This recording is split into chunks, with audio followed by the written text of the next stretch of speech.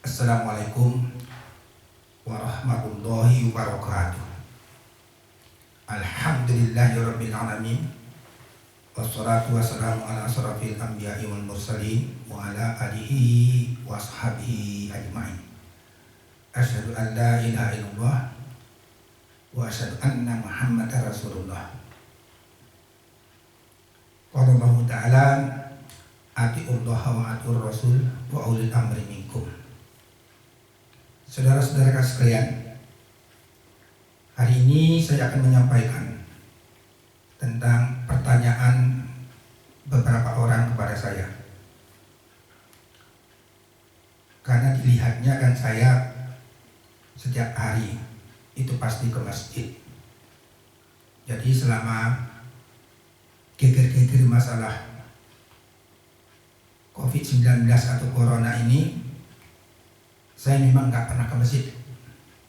Jadi mereka bertanya, kenapa Bapak nggak pernah ke masjid? Saya katakan, ya saya memang tidak ke masjid karena ada sesuatu yang saya taati.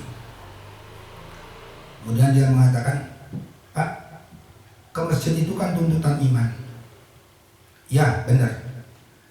Tetapi saya itu lari dari tuntutan iman yang satu, lari kepada tuntutan iman yang lebih besar dan lebih tinggi nilainya, yaitu mentaati pada 3 ketaatan. Atiullah wa atiur rasul wa ulil amri minkum, yaitu mentaati Allah, mentaati Rasul, dan mentaati ulil amri. Kenapa? Ya karena itulah di dalam Al-Quran sebagai petunjuk hidup kita sebagai orang beriman itu kita dituntut. Apalagi awal ayat itu dikatakan, ya ayyuhalladzina amanu, hai orang-orang yang beriman, taatlah kepada Allah, taatlah kepada Rasul, dan taatlah kepada ulil amri. Jadi saya lari dari satu iman, tapi lari kepada iman yang lebih tinggi lagi. Nah, kenapa persoalannya? Karena di dalam menghadapi masalah geger-geger masalah corona ini kan suatu mudarat yang besar. Lihat sajalah, gak usah saya ceritakan lagi tentang berapa korban. Apalagi kita melihat di luar negeri. Ada contoh, ada yang suatu negara itu yang cepat keluar dari krisis, ya, cepat keluar dari krisis corona ini. Kenapa? Karena dipelajari oleh pemimpin-pemimpin bangsa kita itu ternyata rakyatnya itu disiplin, rakyatnya itu taat kepada pimpinannya, yaitu mampu mengendalikan diri di dalam menghadapi krisis corona itu, yaitu untuk menahan diri, mengisolasi diri, dan taat sama aturan-aturan, taat sama disiplin. Itu kuncinya. Seperti di Korea Selatan, bahkan Cina, begitu ketat. Walaupun di sana memang tempat permulaan penyebarannya, tapi mereka itu melakukan itu. Dan itulah sebetulnya yang dituntut kepada kita. Makanya ada orang mengatakan begini, kalau masalah itu Pak, kalau dasar mau mati ya mati. Oh ya benar, kalau dasar mau mati ya mati. Tapi kita harus benar-benar memahami banget bagaimana tentang kita mentaati Allah, mentaati Rasul, dan mentaati ulil amri, di mana ulil amri itu memang punya tugas menyelamatkan rakyatnya, punya tugas menyelamatkan masyarakat di dalam menghadapi kerusakan, di dalam menghadapi kemudaratan. Salah satu poinnya yang harus dilakukan oleh masyarakat itu adalah jangan membangun kerumunan, jangan mengumpulkan massa, termasuk ibadah di dalam masjid. Karena di dalam kerumunan yang banyak orangnya itu potensi untuk penularan itu besar sekali. Yang mungkin saudara-saudara saya yang ke masjid itu nggak kena corona, Tapi sebabnya mungkin karena saya nggak ke masjid. Seandainya saya kena corona, saya ke masjid, apa berarti saya nggak menyebar? Malah petaka. Jadi boleh dibilang kita ini nggak tahu siapa yang di antara kita ini yang akan membawa virus corona ke masjid. Nah, mungkin mereka itu nggak kena apa-apa, nggak kena musibah. Mungkin karena sebagian daripada jamaah itu banyak yang nggak ke masjid, mereka itu yang ada di dalamnya bibit corona, maka mereka nggak kena. Bayangkan kalau orang-orang yang nggak datang ke masjid selama ini, dia datang ke masjid membawa corona. Bayangkan apa yang terjadi. Nah, lagi persoalannya ini bukan soal akibatnya. Itu masalah takdir sudah kita kesampingkan. Maksudnya bukan kesampingkan bagaimana. Itu hak Allah. Kewajiban kita ikhtiar. Nah, kemudian begini, pertimbangan hukum. Karena orang kadang-kadang mengatasnamakan iman. Seperti dari sini yang dikatakan kepada saya. Ini kan masalah iman, Pak. Betul, masalah iman, sholat di masjid. Tapi saya nggak datang ke masjid pun soal iman. Nah, soal iman, kenapa? Mentaati Allah, Rasul, dan ulil amri. Nah, coba kita semua kalau memang mau bicara soal iman, bukanlah Quran sebagai sumber iman. Apakah kita sudah benar mengikuti Al-Quran sebagai sumber iman bagi umat Islam? Nah, coba kita baca di dalam surat Al-Maidah ayat yang ketiga. Ya, ujungnya saja saya bacakan karena itu terlalu panjang ayatnya.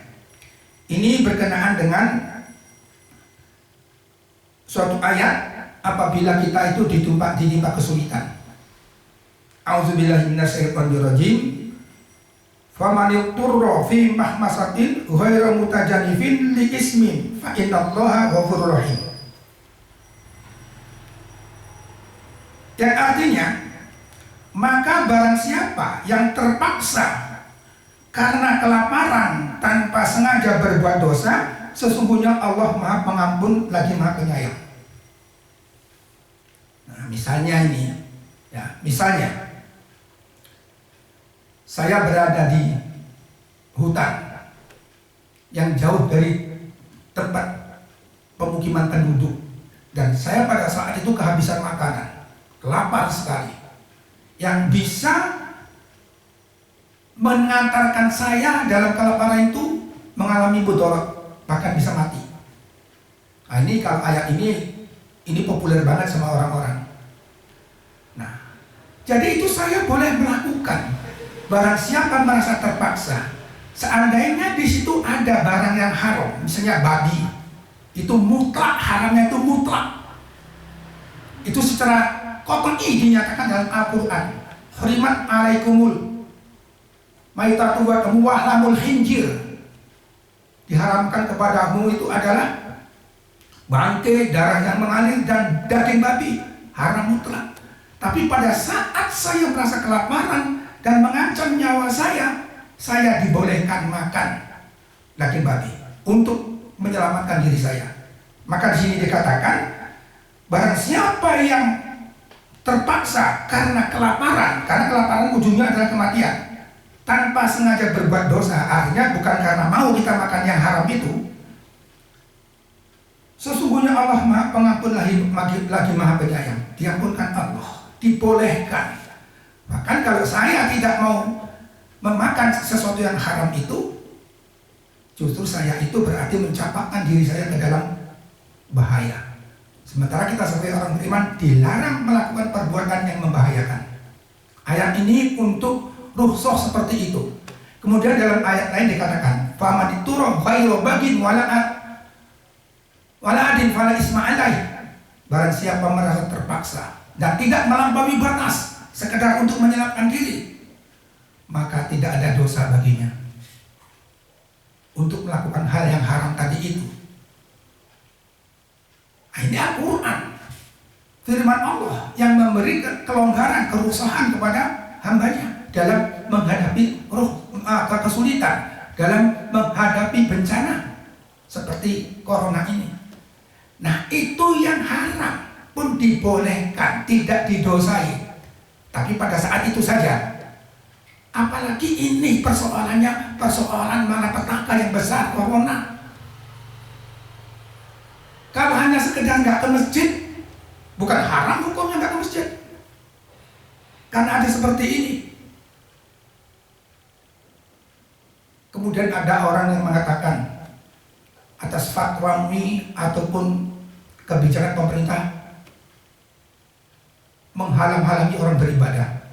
Itu konyol yang ngomong begitu, itu konyol, itu dikatakan menghalang-halangi orang beribadah. Tidak dihalang-halangi orang beribadah. Sebagai bangsa Indonesia kita dijamin dalam Undang-Undang 40 pasal 29 kebebasan beribadah itu betul-betul dijamin. Cuman dalam keadaan seperti ini bukan dilarang beribadah, cuman dialihkan cara beribadahnya itu tidak ke masjid, karena di masjid itu pasti mengundang kerumunan dan situ merupakan pusat penyebaran bibit corona yang paling efektif. Seperti itu. Jadi bukan penghalang-halangan itu. Jadi tidak ada pemerintah itu ataupun ulil amri itu menghalang-halangi orang beribadah. Itu konyol yang ngomong begitu. Tapi kita dipindahkan caranya, dirubah caranya, tidak berjamaah, tapi kita lakukan tetap di rumah. Nah begitulah kalau kita mau bicara iman secara lengkap. Situasi dan kondisi itu akan merubah kebijakan. Ya, kebijakan karena apa? Kita tidak boleh membiarkan situasi yang mudarat itu berjalan terus. Nah, jadi di dalam keterpaksaan yang mengantarkan kepada mudarat itu kita dibenarkan. Bayangkan, yang babi haram dimakan saja itu boleh dimakan, tak kala kita berbahaya kalau kita tidak memakannya. Nah ini kan cuma nggak sholat ke masjid, sementara kita sholat di rumah. Nah kemudian ada yang mengatakan bahwasanya ya sebagaimana sudah pernah saya sampaikan, takut kepada corona, kepada Allah. Ya, untuk menghindari itu zikir, tasbih dan sebagainya. Maaf ya, kalau masalah zikir, tasbih itu sudah amalan kita sehari-hari. Siang malam, zikir, tasbih itu segala yang ada dianjurkan oleh Rasulullah itu banyak diamalkan orang dalam keadaan tidak ada bahaya. Jadi masalah zikir, tasbih, istighfar itu bukan karena menghadapi corona saja. Dalam hal yang dalam keadaan aman pun itu sudah banyak dilakukan orang, tetap dilakukan sekalipun tanpa corona. Tapi persoalannya kita harus berusaha secara real, ya, berusaha secara real. Konkretnya bagaimana berusaha menghindari bahaya tersebut? Ikuti apa yang difatwakan oleh MUI. Mereka itu adalah wakil jembatan kita sebagai umat Islam, menjadi jembatan penyampaian kebijakan-kebijakan agama untuk masyarakat Indonesia. Demikian, wassalamualaikum warahmatullahi wabarakatuh.